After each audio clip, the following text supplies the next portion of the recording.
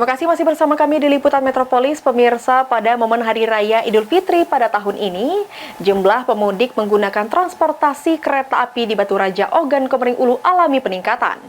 Hal itu ditunjukkan dengan terjual habisnya tiket kereta api di stasiun Batu Raja.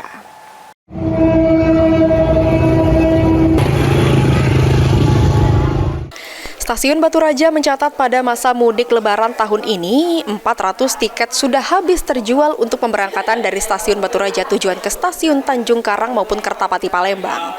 Angka ini meningkat bila dibandingkan dengan hari biasa. Iwan Priyono selaku Kepala Stasiun Kereta Api Batu Raja mengungkapkan untuk mendukung kelancaran transportasi kereta api, pihaknya fokus terhadap pelayanan, fasilitas umum, dan juga keamanan, agar masyarakat pengguna transportasi kereta api Indonesia aman, nyaman, dan selamat sampai tujuannya.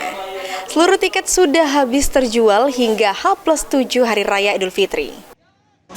Yang dari Batu Raja menuju ke Stasiun Tanjung Karang, kereta yang ditunggu adalah kereta ekspres Raja Basa atau sebutan kami orang PT Kereta Api, kereta api dengan nomor KAF7.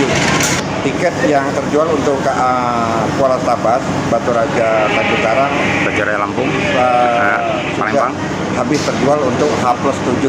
Dan berapa jumlahnya, Pak? 460 tiket. Kereta api sendiri menjadi salah satu moda transportasi yang digemari masyarakat di masa mudik Lebaran pada tahun ini. Yunin Yuniki, PAL TV.